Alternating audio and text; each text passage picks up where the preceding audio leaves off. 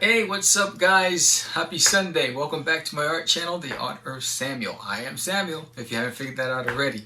And if you're new to this channel, you've never heard of this guy right here with the hairy face. I'm an independent comic book creator.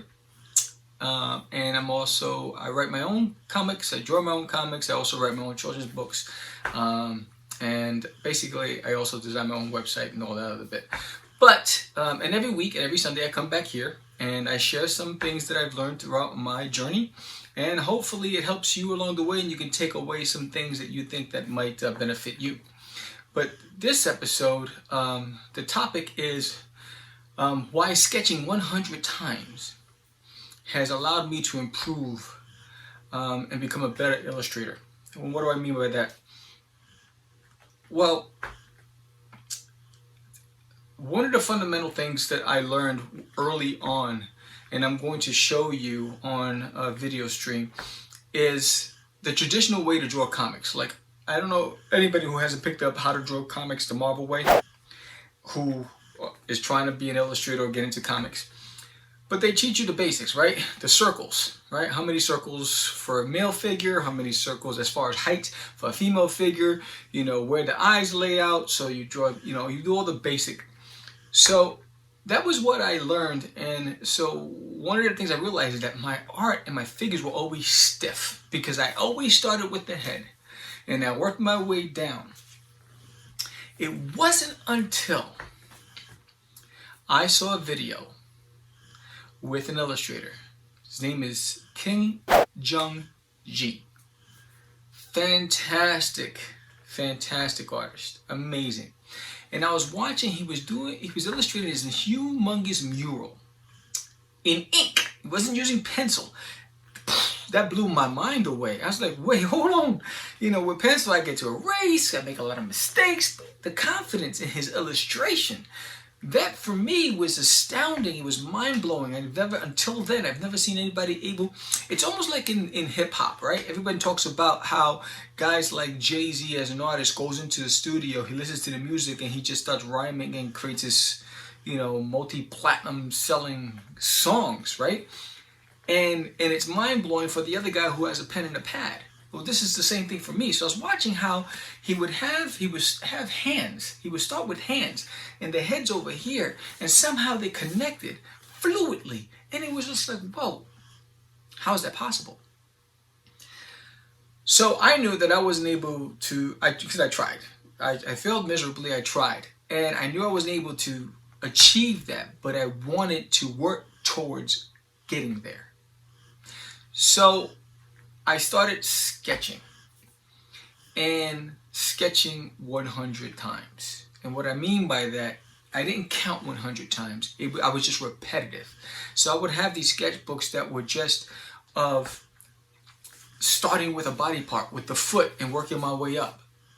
Starting with the hand and working my way up. Trying to come up with an angle and connect the parts. And I would put the placements. But in order to do that, I needed to know how the body worked.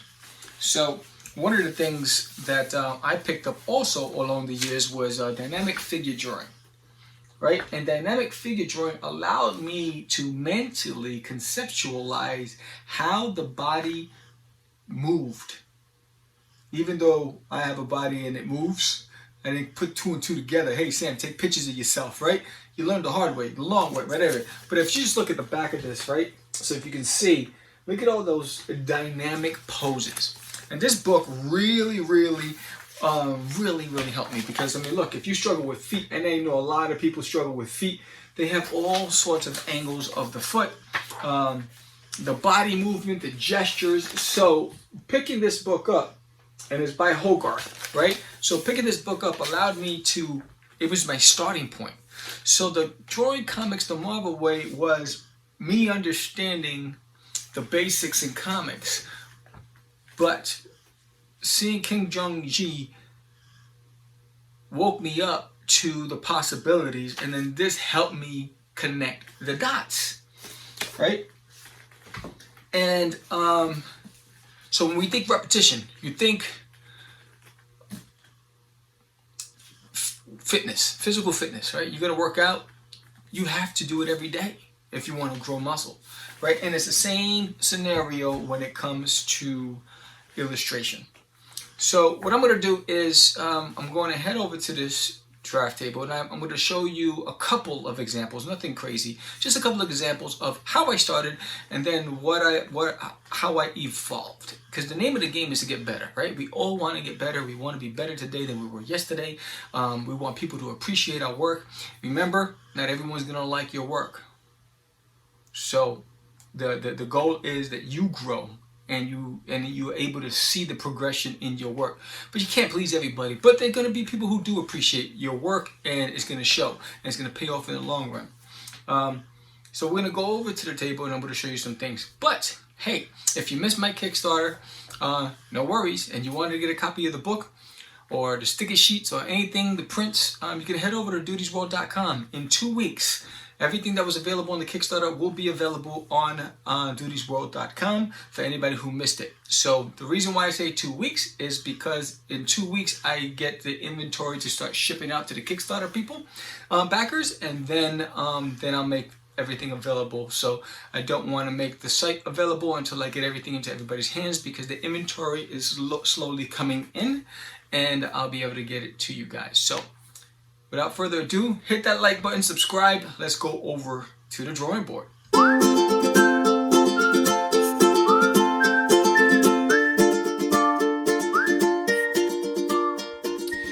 Alright guys, so what I'm going to do here is I'm going to take my character Duty from Disneyland in my toilet, plug, and I'm going to show you how I typically started out when I first started illustrating. As you can see, I started it with the head, worked my way down.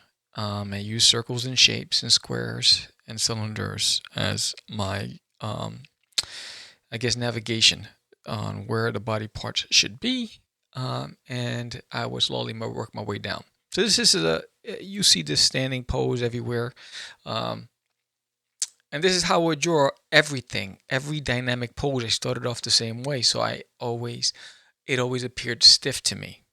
I never really had that figure that was just popping off the page, and I wanted to find a way to get better. And Kim Jung Gi's influence helped me to figure out, wait, hold on, there's got to be a better way. So I was never really good at dynamic figure drawing. So here, as you can see, I placed the head where it's going to be, and I positioned the hands where I want them to land. So now it's the illusion, the foreshortening, right? It's the illusion of where the body parts will be based on what's happening. So here I wanted to, almost like a combat stance. I'm taking Duty, putting them in some sort of stance, but the confidence that I've gained from positioning the limbs where I wanted them to land really helped me with my page layout and designs, and how I filled up the page, and how the gestures in the body told the story, if that makes any sense. So while I am eternally grateful for Marvel's production of How to Draw Comics the Marvel Way, which was the starting point for everybody. I think if you're getting into illustration for the first time, you should have that in your library. I think in order to grow, and if you want to make a business out of illustrating, you have to challenge yourself. And what Kim Jung Gi did for me, and the dynamic figure drawing book by Hogarth, it helped me understand that I was vulnerable. I had blind spots. I needed to work on creating a story through dance. And you think about it, the body's dancing through movement. And so here's another example, right? So I'm placing Duty's head where I want it to be. I want him to be like holding a gun, almost like he's a detective, right? So where do I want the gun to land? So right now what you see is I'm drawing his hands. So identify the placement of where I want it to be. So now it helps me where the arm disappears, because you don't see the other side of the arm. You're not going to see the shoulder on the other side, but I want to make certain that it lands appropriately. So like visually, your eye already knows where it's going, and the assumptions already made based on placement. And that's the biggest thing. When I was drawing the early days, I was trying to overcompensate for those areas that we didn't see from the eye, and I felt like I had to draw it, and the placement was off, foreshortening was off, perspective was off. I mean, there was so many problems that at the time when you're in it, you don't see it. If that makes any sense. When you're just on that journey, you don't see the mistakes that you're making as a novice, as an amateur artist. And I made so many. When I go back and look at my books, I'm like, wow, it's refreshing and humbling journey, because you're constantly trying to live up to standards that you're not ready for. You're constantly trying to compete with people that have years ahead of you. But you don't recognize the fact that you're on a journey. You just think that you're good. And I think you have to go back. And one of the things that really helped me is draw something, put it away, and come back a week later and say, would I have approached that the same way today? Right? But also sketching 100 times. If you're having trouble with hands, draw it 100 times in multiple angles.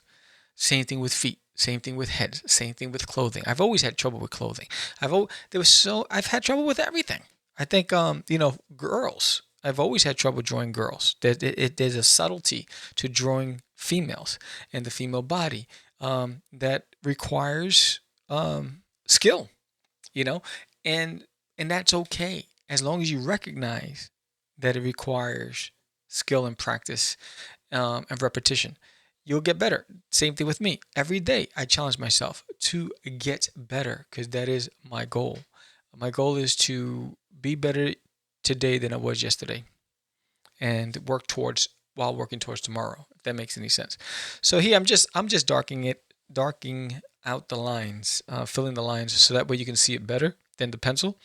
But there, I was able to, if I had illustrated this the old way, it would have been very stiff, and you wouldn't have been able to see the drama in the scene. Here, there's some drama in the scene. It looks like the wind is blowing from the rear of him, is blowing, which is why the jacket is flowing forward. There's some action going on. There's some intensity in his eyes. That's basically what we're trying to get. All right, we're back. So, what did you think? Did I give good examples? I think the biggest, I'm hoping I did. Remember, I'm a cartoonist. I'm a cartoon illustrator. I recognized a long time ago my strengths and my weaknesses, right? And while I can draw a traditional comic, it'll take me longer than the average guy, because that's not my strong point. And what I mean traditional, I mean like Avengers or whatever. It's not my strong suit. What's my strong? This is where I play, and it's okay to identify where is your safe space. Where do you feel most comfortable? Where do you feel that you're gonna have the best advantage to grow as an illustrator? That's my approach. That's basically, I found my voice, right? It takes us time to figure out, because we all want to be like the big guys, right? When I saw Todd McFarlane, I wanted to draw like Todd McFarlane. When I saw Mark Silvestri, I wanted to draw like Mark Silvestri. Stephen Platt, oh my gosh, the way he did Prophet. I was like, oh, I want to draw like that. And I realized I could not ever stand in the same lane as these guys, right? It felt like work. And then I recognized that I always had a passion for cartoons. Charles Schultz, right? Jim Davis, Garfield, the Peanuts, and so I realized, wait, that's where I'm most comfortable. I'm going to stay there. That's my lane. This is where I want to play. This is where I want to grow as an illustrator. And I had a lot of work to do, over the years. And through that demonstration, you saw that coloring, right? Coloring is one of the things that I'm constantly challenging myself to get better and better and better at. And, the name of the game is growth, evolution, evolve.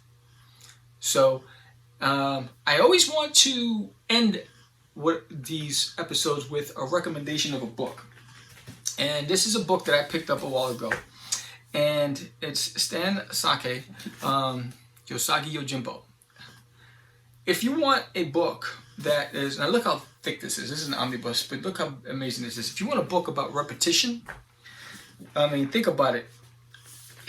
Drawing the same characters over and over and over and over again in different angles and different poses and different. Number one, it's a really good story, and number two, is a fantastic illustrator, and number three, it's the style that I most am attracted to, right? So it's the trifecta for me, right? So, but if you haven't picked this up, pick it up. Usagi Yojimbo. If you haven't heard of it, look him up. Fantastic artist. He was award winner. Stan Saki. So, again, fantastic illustrator. Pick it up if you haven't done so already. And, again, remember, your dream is only made possible based on how you believe in yourself or whether you do believe in yourself. So believe in yourself. You know, it's a hard road. No one said it's going to be easy. But put in the work. Make the step at your pace. Only you know what you're capable of at the time that you start. Just start. Have fun. Love what you do. And you'll get better. So am I. I'm getting better every day. And there's so much I have to learn. So don't feel bad about whether or not you're where you need to be, as long as you know where you're going and you're walking in that direction. So if you like this episode, give me a thumbs up, subscribe, like, share with a friend. Visit dudysworld.com. Thank you for supporting. Thank you for everybody who's been subscribing to this channel. I truly, truly appreciate you. You are the fuel that keeps this train going. So let's keep that train going. Choo choo. I'm Samuel. This is the Artist Samuel. You guys have a fantastic day. Peace.